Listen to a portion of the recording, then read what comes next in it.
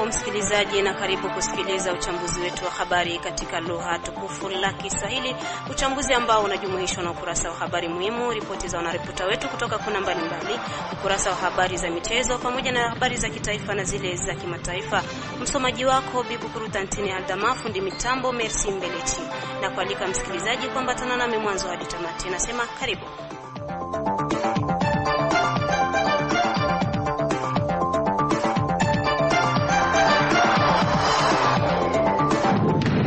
Namkaribisha Omari Makelele Uzile kwa usomaji wa habari muhimu. Karibu Omar. Asante sana Bukuru Tantine Aldama. Leo katika habari muhimu tuanzie huko Kilembwe ni kwamba hali ya usalama imerejea kwa tolevu mchana sasa wa siku ya kwanza hii. Hivyo ni baada ya makundi ya wazalendo kufyatua risasi mara tena licha ya kikao cha mazungumzo kilichofanyika Jumapili kikiwa na sura ya kuonyesha kama vile makundi ya wazalendo yamekubaliana kwa kuleta amani pa Kilembwe, sekta ya Lulenge, tarafani Fizi.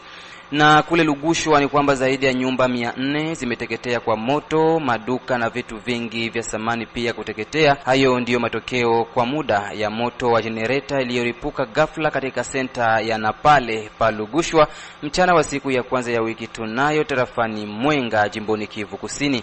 Na habari za kitaifa ni kwamba Wizara ya Mambo ya Ndani imesitisha tena rasmi shughuli zozote za chama cha PPRD chake Joseph Kabila Kabange muda mfupi baada ya kufunguliwa kwa chama hicho.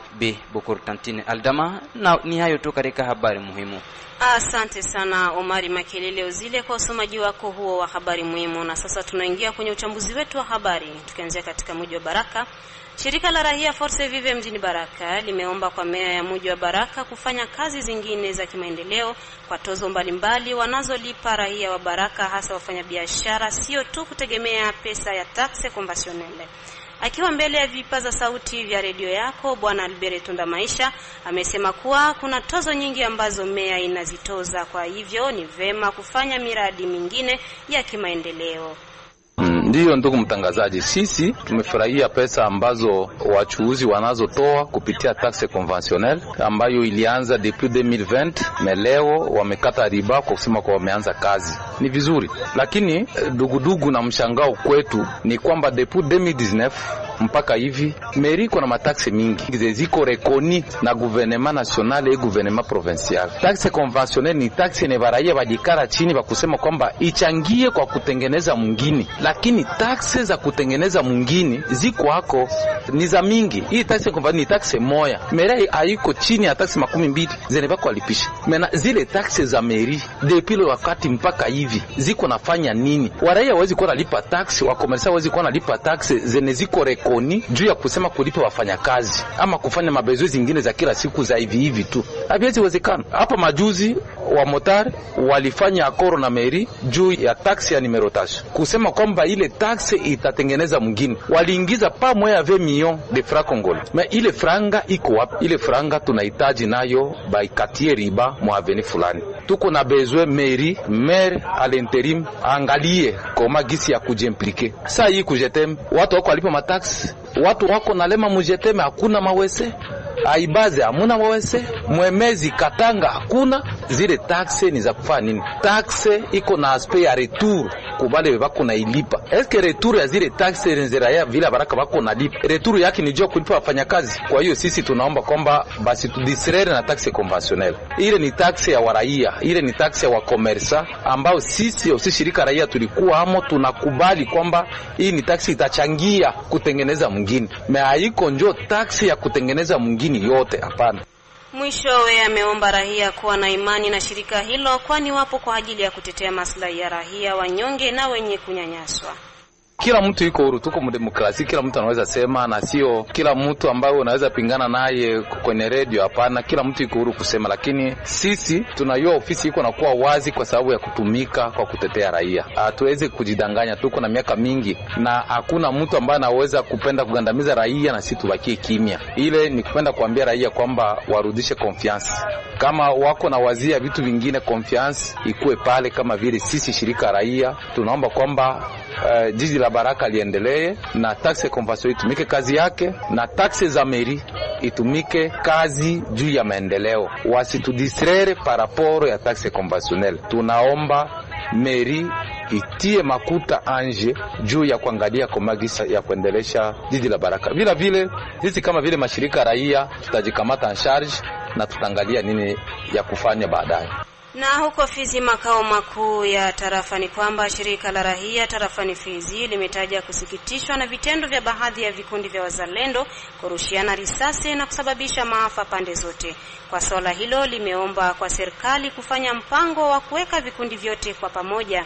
Kwenye mazungumzo na Jacques Alimasi, mwenyekiti wa muundo huo tarafani Fizi, amesema kuwa hali ambayo baadhi ya vikundi vya wazalendo kurushiana risasi haina nafasi, kwani ni wakati wa kupigana na adui wa nchi. Jacques Alimasi ameongeza kuwa ili kuepukana na swala hilo ni vyema serikali ya jimbo kufanya mpango wa kukusanya vikundi vyote na kuviweka kwenye kambi mmoja, kama anavyoeleza. Tumsikilize. Tumekwenda kuhuzunishwa na vitendo ambavyo vinaendelea kuripotiwa hapa na pale katika tarafa la Fizi, na vitendo hivyo vinaendelewa kutekelezwa na makundi ambayo yanashikilia silaha, ambayo hayapatani wao kwa wao, hawapatani na wanajeshi wa FRDC, na kwa ngambo nyingine vipatani hata na raia, kwa sababu raia inaendelea kulalama, wananyanyaswa na vingine vyote. Imetutuma tuendelee kuambia wakuu wa tarafa la Fizi na wale wa jimbo letu la Kivu ya Kusini ili wakamate mikakati yote ile iwezekanavyo ili amani irejee katika tarafa la Fizi. Utakwenda kujua tangu juzi kumekwenda kuripotiwa milio ya risasi ambayo imekwenda kusikika katika kijiji cha Misisi. Hiyo purukushani ambayo imekwenda kuonekana huko imeletwa na wanamgambo wa vikundi tofauti tofauti ambao wanashikilia silaha, na hata tumekwenda kuona watu ngambo zote wamekwenda kupoteza maisha na wengine wamekwenda kupata majeruhi makali. Hivyo katika sekta ya Lulenge Kilembwe kumetoka purukushani kati ya vikundi viwili ambavyo vinashikilia silaha, na imekwenda kufanya hadi raia waiame makazi yao na makao yao, na imekwenda kufanya hivyo watu wapate majeraha. Hivyo ni vinyume ambavyo vimetuma shirika la raia la tarafa la Fizi likamate uamuzi wa kuambia wakuu viongozi wa serikali kuwa wakamate mikakati yote ile ili amani irejeshwe katika tarafa la Fizi. Kwanza kuangalia nini wanaweza wakafanya, vile vikundi vyote ambavyo vinashikilia silaha viwekwe pamoja na viwe na msimamizi mmoja. Hiyo tumesisitiza kwa wakuu viongozi wa serikali kwa ajili ya kutafuta amani na kuwepo kwa pamoja kwa vikundi vyote ambavyo vinashikilia silaha. Na huko Kilembwe ni kwamba hali ya usalama imerejea kuwa tulivu mchana sasa wa siku ya kwanza hii. Hivyo ni baada ya makundi ya wazalendo kufyatuliana risasi mara tena, licha ya kikao cha mazungumzo kilichofanyika Jumapili kiko na sura ya kuonyesha kama vile makundi ya wazalendo yamekubaliana kwa kuleta amani pa Kilembwe sekta ya Lulenge.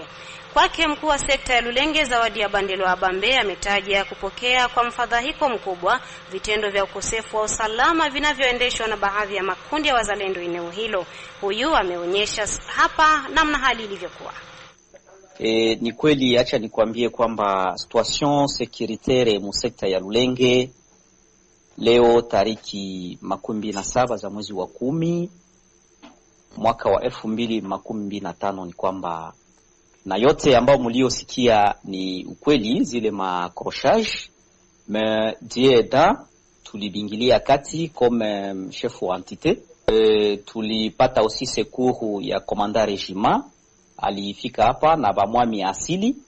Tulifanya makomission, tukaenda ona magrupe za washikamasilaha kwa mara ya pili na kuendelea kuwahamasisha juu ya kurejesha amani. Na tayari hewa ambayo tunaona katika site ya Kilembwe ni kwamba hewa inaendelea kuwa tulivu. Waraia ambao walikimbia porini, walikimbia vijiji kando kando, wamekwisha anza rejea, na hiyo imetuonesha ya kwamba usalama umeendelea kurejea. Acha nikwambie ya kwamba labda wengi watajiuliza hiyo maprocedure zilikuwa namna gani. Ni kwa sababu tulihitaji kuona vigundi yote ya wazalendo na kisha kuwaona wa sultani, tukasema yatawezekana usalama utarudi. na kwa kweli nitakwambia ya kwamba niko Kilembwe, sababu wengi wananiuliza, wananipigia masimu uko wapi. Niko Kilembwe, mshefu ya sekta ya Lulenge. Usalama utarejea, sababu ni watoto wetu na wenyewe wana wajibu ya kutusikia.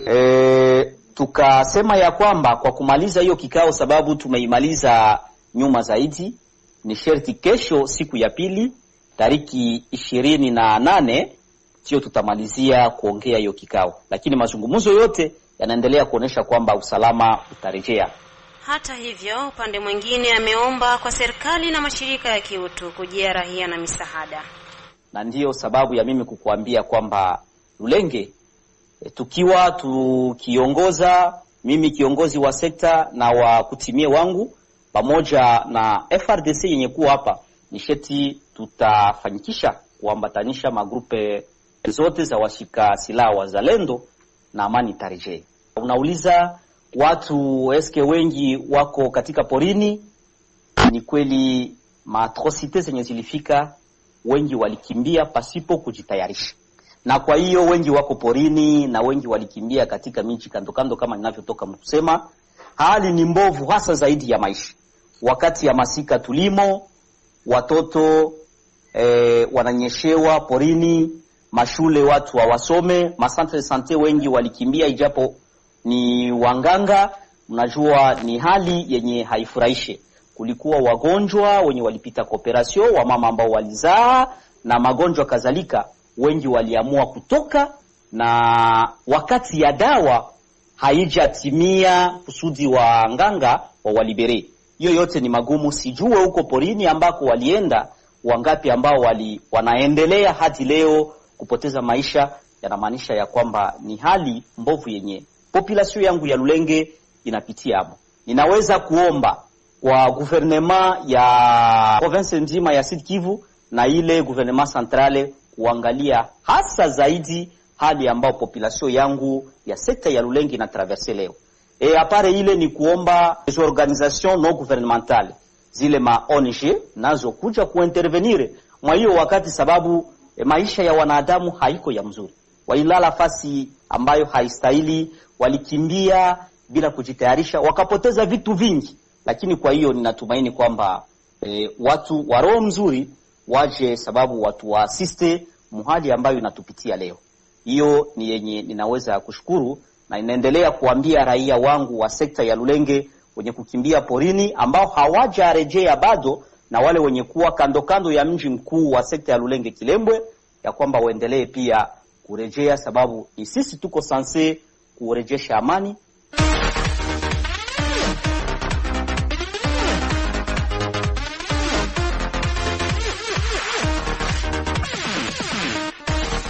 Na sasa tunajitupa viwanjani kwa habari za michezo na Sudi wa Sudi Valente, karibu. Shukran sana kabisa mwenzangu Bibu Constantine Aldama. Leo kuna kurasa wa habari za michezo. Tuanze na hapa katika mji wa Baraka ambako kata ya Malala umetinga hatua ya finali kuna tournament ya mechi za makati ambayo inasimamiwa na baraza la vijana hapa katika mji wa Baraka, kisha kuwatandika vibaya sana kata ya Mwandika 2-0. Msikilizaji, ni rasmi sasa kwamba kata hiyo ya Malala wataweza kupambana vikali zidi ya kata ya Matata ambao wanapenda sana kujiita Brazil kunako finali ambayo inapangwa kupigwa siku ya Jumapili ya wiki tunayo. Na kwingineko ni kwamba uongozi unaosimamia soka ndani ya mji wa Baraka au Cercle de Football de Baraka kupitia mwenyekiti wake bora ambaye ni Matete Songolo Clovis umeandikia uongozi wa mji wa Baraka kuangalia namna gani ya kutuma sapoti yao kunako mambo ya soka hapa katika mji wa Baraka. Hivyo ameomba kwa meya wa mji wa Baraka kuangalia namna gani ya kufanya kwa ajili ya kuweza kuboresha uwanja wa maendeleo hapa katika mji wa Baraka. Mwenyekiti ambaye anasimamia soka ndani ya mji wa Baraka Matete Songolo Clovis ameeleza yafuatayo kunako microphone za Radio Kijamii Kivu. Tunaona kweli viongozi wanasaulika sport ya Baraka, ni kama vile hawajui kama tunaharibu vipaji vya wachezaji, kwa sababu tere zetu ziko impraticable na or sport iko na ministere yenye na enea. C'est pourquoi kwa kuona kama sport iko na ministere yenye na enea, gouvernement inajali ministere ya sport, mais c'est pas le cas kwetu Baraka. Vraiment gouvernement local yetu kidile gouvernement local, tunaona mairie ndio mkubwa wetu anatushapote shevo, kwa sababu tunaona hii tere yenye tuko nayo hapo Lumumba. Maklebi inakuya inacheza, lakini hawana chochote kile ambacho wanaingiza. Na kawaida klebi inaenda, jezi zinachafuka, wanafanya madepense, lakini de retour hawareservoir kitu hata kimoja. Asela ndio maana tuliona tufanye yeto correspondance kwa meya wa jiji, ifike mu ofisi yake atusikilize ile haangalie, kwa sababu hiko mu maprogramu ya masalongo. Tunamuomba ye kama vile meya wa jiji na ajiimplike mu sport, asituachilie s'il vous plaît, parce que tunaharibu vipaji vya wachezaji muda mrefu sana. Tunamuomba ye kama vile meya wa jiji ajiimplike ile stade ile ya maendeleo, hata siku moja imoya vendredi aite ma differente couche zikuwe tufanye salongo mule, na wachezaji maekipe ikuwe naenda chezea mechi zao mule, kwa sababu ile angalau kidogo ikionekana klebe nazo zikuwe zinajiretrouver kwa kurekipere defense zao ambao wanafanya. Kisha kuachana na taarifa za hapa katika mji wa Baraka, kwingineko ni kwamba mashabiki wa klabu ya Orlando Pirates yo katika nchi ya Afrika ya Kusini kupitia mitandao ya kijamii wamedai kuwa beki wa kulia wa klabu ya Saint-Eloi Lupopo Dieu Merci Mukoko Amale mwenye umri wa miaka 27 apimwe afya yake, huenda anatumia dawa za kuongeza nguvu. Madai hayo yanajiri baada ya kuondolewa kwao kwenye michuano ya klabu bingwa hapa katika bara la Afrika, ambako beki huyo wa klabu ya Saint-Eloi Lupopo hapa katika nchi ya Jamhuri ya Kidemokrasia ya Kongo Dieu Merci Mukoko Amale ameonekana kukaba vizuri sana wachezaji wa klabu ya Orlando Pirates yako nchini Afrika ya Kusini. Dieu Merci Mukoko Amale ni raia wa nchi ya Jamhuri ya Kidemokrasia ya Kongo ambaye alijiunga na klabu ya Saint-Eloi Lupopo mnamo tarehe 24 Agosti mwaka 2025 kwa mkataba hadi Juni 30 mwaka 2027. Bukur Tantine Aldama naweka nukta kwa ukurasa wa habari za michezo.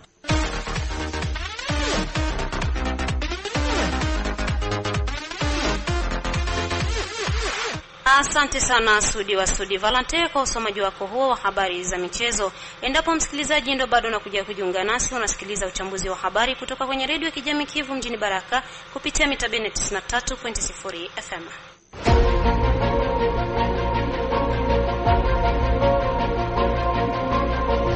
Ukitaka kutengenezesha vyombo vya kielektronik na kununua vifaa vyake vya akiba ima pièce de rechange, jibu lako ni kampuni ya BBC Elia Baraka Aibaz. Tukijielekeza mjini Uvira ni kwamba vuguvugu machozi ya rahia mjini Uvira limeonyesha mafadhaiko yake kutokana na udhembe unaofanywa katika kazi za ukarabataji wa barabara namba 5 ya taifa kuanzia Kavimvira mpaka Kalondo. Akizungumza nasi Dunia Misi, mratibu wa vuguvugu machozi ya rahia nchini Jamhuri ya Kidemokrasia ya Kongo, amesema kuwa udhembe mwingi unasababishwa na serikali kuu ya Kinshasa ambayo haipendi kufuatilia namna kazi hizo zinavyoendelea. Iko vile kabisa. Kwanza sie kitu tunalaumu kabisa, ile kazi inaenda polepole sana.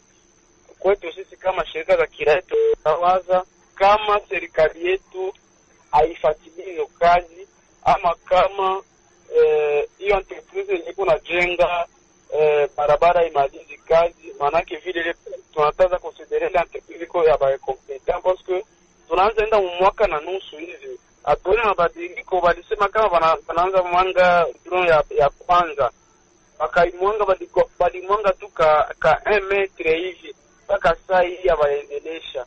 Ndio tunajiuliza kama kwanza kwa bana travailler pole hivi. Donc tuko na makesho za mingi zenye tushaanza ziconcevoir par rapport nabo, vraiment ya kusikitisha sana. Unaona wana mtangazaji wainga walisema hivi, mwanadamu yeyote ambaye alizaliwa kwa kama mvivu. Donc jinsi wewe uko pale mtangazaji, kama au kujifuatilia wewe peke, ama kama hakuna mtu atakufanyia shiji, utakuwa tu mzembe mkazi yako. Siko tukiona kama ile entreprise si haina kosa yake, kosa ni ya serikali.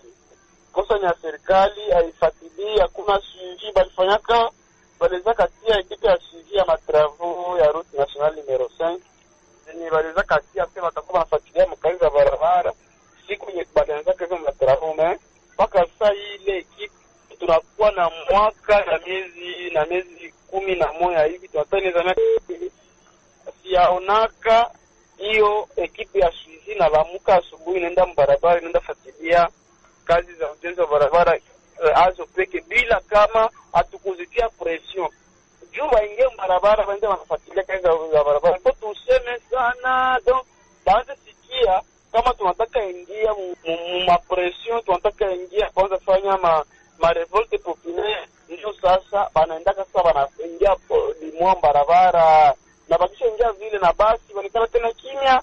Donc leo si wanakuwa kwa tusie tunaona kama kuko sabotage kupare yetu, tunaona gouvernement alikuwa anafuatilia ma projet. Mwishowe Dunia Hamisi ameomba kwa serikali ya Kinshasa kufuatilia vema kazi hizo, kwani sura inaonyesha kuwa kazi hizo huenda zikadumu kwa muda mrefu kutokana na uzembe wa serikali. Tuko tunaona saa hii mwaka na mwaka ya kufuata itaishaka na Afrika hata kwa barabara ya Mwami. Donc unajua kuruti Mwami, ukisha unatoka kwa monument sio kidogo mbele ruti Mwami. Tuko na ile imani wakiendelea hivyo tutafanya deza abafikaka kuruti Mwami. Basi ya kwanza ndio kuona pole pole, ya pili beko wanaenda wanarukia maetapu za kujenga. Unakuta bangali wanatia kama sijui matermo hizo wanazitaka, wangali wanaanza kutia mifereji, bale wanaruka wanakuwa deja kuja kuanza kutia magudro, wale wanaruka tena wanakuwa kuanza kutia kama vilalo hata kujui ojite beko wanaenda kutoka etape gani ya barabara kisha wanaenda mu etape gani. Jambo vieleweki. Wakoprana wa mtangazaji. Na hiyo tunaona iko kosa yao. Ni kosa ya gouvernement yetu yenye haiko inabafanyia nchi wana mtangazaji. Huko Mwenga ni kwamba kuomba Umoja wa Ulaya kuingilia kati juu ya swala la M23 kufunga usafiri wa magari pamoja na pikipiki kutoka Bukavu kuja Mwenga na Kamituga kupitia barabara namba 2 ya taifa ndio ilikuwa lengo kuu la siku bila kazi iliyoandaliwa na mashirika ya raia pa Mwenga. Kwa mujibu wake Bwana Ramadhani, mwanamemba wa shirika la raia, ameanza kwanza kuonyesha sababu na namna gani raia wamepokea mwito huo wa siku bila kazi. Ndiyo, habari ni ya ukweli. Shirika la raia biro ya coordination force ndio iliandaa hiyo journée ville morte kwa siku ya leo, ndio ilifanyika hapa Mwenga. Journée ville morte ilikamilika 50%, asilimia 50 ndio jinsi kama vile observateur nilifuatilia. Ndio journée ville morte ililenga hiyo kufungiwa ya barabara ya taifa nambari 2 na au M23 APS ambao tangu tarehe 8 mwezi ya 10/2025 walifunga barabara kusema kama hata kitu kimoja kisiasili Mwenga, gari, pikipiki, biashara, hata na wakaaji ambao wanasafiri wasifike Mwenga. Hiyo ndio ilikuwa shida. Upande wenu mnawaza hiyo action citoyenne mmefanya inaweza kweli kupata suluhisho kwa ajili ya hilo tatizo? Tunajua kama hiyo tatizo itapata suluhisho juu ya nini? Tunajua kama sheria za kimataifa zinakuwa juu ya watu wote, na ombi yetu au hiyo reclamation yetu hatukuiadresse ku niveau national au ku niveau ya M23, tuliadresse ku niveau ya Conseil ya Nations Unies. Juu ilikuwa kudenoncer, tulikuwa tunzo na denoncer hali ambayo M23 ina viole haki ya binadamu kupitilia hiyo kufunga njia watu wasifikirie kwa mahitaji ya dharura ya bali. Hata hivyo, Ramadhani ameongeza kuwa kwa sasa kufungwa kwa barabara namba 2 hiyo ya taifa kunakuwa na vinyume vingi hasa kwa upande wa raia.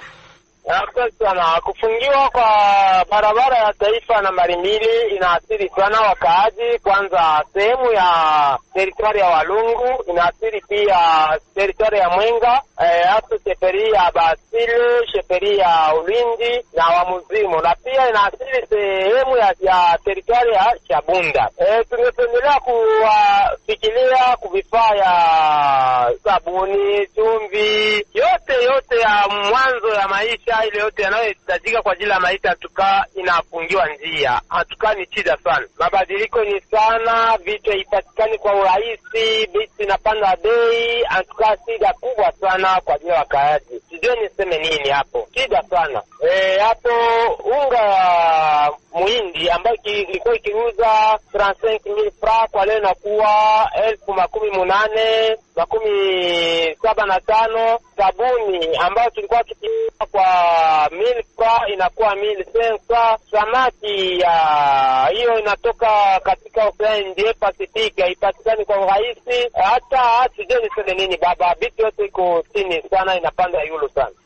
Sisi tulipendelea kwanza kufanya action ya kwanza kwa niaba ya waasi, kujulisha hiyo community internationale kama Mwenga haki ya binadamu inaathirika sana kupitia hiyo M23 ambayo imesimie hiyo makonvention internationale sur les droits humanitaires. Kwa hiyo tulipendelea kwanza kuonyesha community internationale. Kesho itafuatilia maandamano kwa ajili ya serikali yetu ya Kongo ambayo haipendi na kujiasimia mkadri yake. Ionyesha wakaaji kama kweli iko yulu ya kazi yake inasimama hako. Kwa leo ndio journée ville morte kwa ajili ya wakaaji kuproteste reaction M23 ilipita, iliresira 50%. Na tunajua kama sida ilipitika kwa ajili ya kutuhimiza wakaaji, ila tunajua kama action ya pili itapita kwa hali nzuri sana na tutaresira 100%. Na huko Lugushwa ni kwamba zaidi ya nyumba 400 zimeteketea kwa moto, maduka na vitu vingi vya thamani pia kuteketea. Hayo ni matokeo kwa muda ya moto wa generator ulioripuka ghafla katika senta ya Napale pa Lugushwa mchana wa siku ya kwanza ya wiki tunayo tarafani Mwenga. Udhibitisho ni wake Safari Habina Mwisho Tandilonga, mratibu wa shirika la rahia MSCO pa Lugushwa, ambaye ametoa maelezo juu ya janga hilo. Moto ilitoka munganda ya bwana Mutiti. Balikuwa na washa grupe, bakapenda batie karbira ndani ya grupe na bazimishe grupe.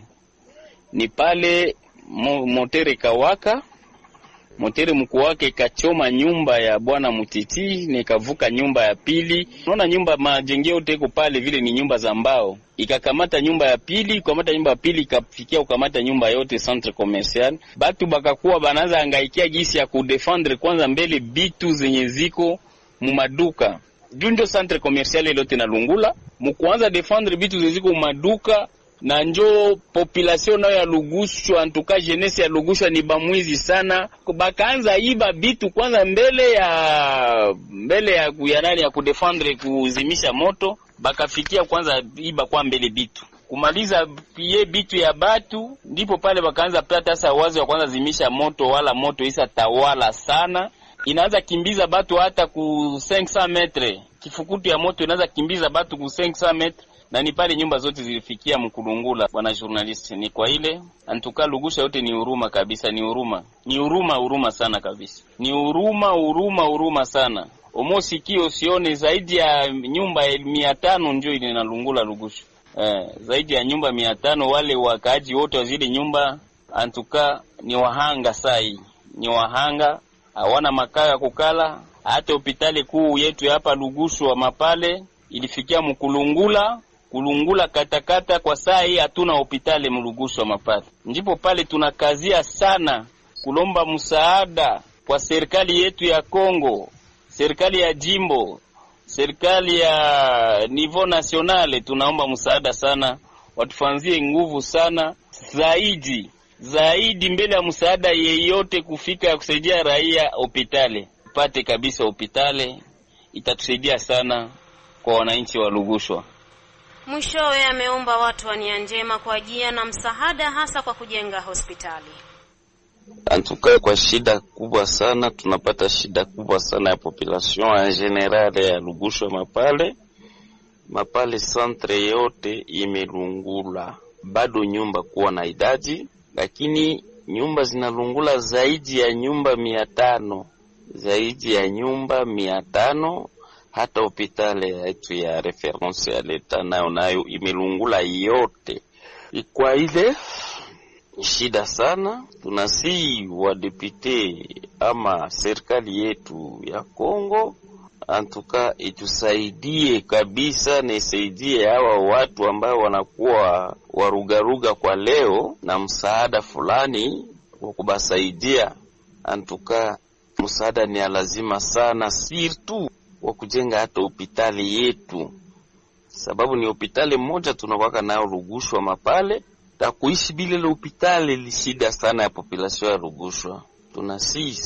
Tunasihi sana gouvernement yetu ya territoire ya province national kwa msaada, kwa kusaidia hii population na kusaidia zaidi hospitali yetu. Tunasihi kabisa na tunatumaini ingawa gouvernement itatusikia kwa kutoa msaada. Population ya Rugushwa Mapale inapata shida kubwa sana zaidi kwa kulunguziwa na hizi nyumba zililungula bila kutoa hata kitu moja. Ilikuwa moto moja ya maajabu sana. Tumalizie uchambuzi wetu wa habari na habari ya kitaifa. Wizara ya mambo ya ndani imesitisha tena rasmi shughuli zote za chama cha PPRD chake Joseph Kabila muda mfupi baada ya kufunguliwa kwa chama hicho, na wakati huu ambao kunashuhudiwa mvutano kwenye maandalizi ya uchaguzi wa spika wa bunge la kitaifa.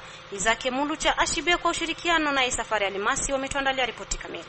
Ndiyo Bibu Kurutantine Aldama, wakati chama cha PPRD chake rais wa zamani Joseph Kabila Kabange kikiendelea na shughuli zake za kisiasa, mahakama kuu ya Kinshasa huko Gombe imetoa taarifa rasmi tarehe 7 Oktoba 2025 ya kuwasilisha amri ya wizara inayositisha shughuli za chama hicho kwa mujibu wa hati rasmi iliyotolewa. Hata hivyo, hati hiyo iliyosainiwa na Panzu Sala ambaye ni karani wa mahakama kuu ya Kinshasa Gombe ilitolewa kwa ombi la katibu mkuu wa mahusiano na vyama vya kisiasa. Isaac, amri hiyo ilitolewa tarehe 18 Oktoba 2025 na naibu waziri mkuu, waziri wa mambo ya ndani, usalama, ugatuzi na masuala ya mila. Inasimamisha rasmi shughuli za chama cha raia kwa ajili ya ujenzi wa taifa na demokrasia ya PPRD kwa ufupi. Taarifa hiyo ilifikishwa kwa katibu wa kudumu wa PPRD ambaye makazi yanapatikana kwenye mitaa ya Pumbu na Batetela, manispa Gombe.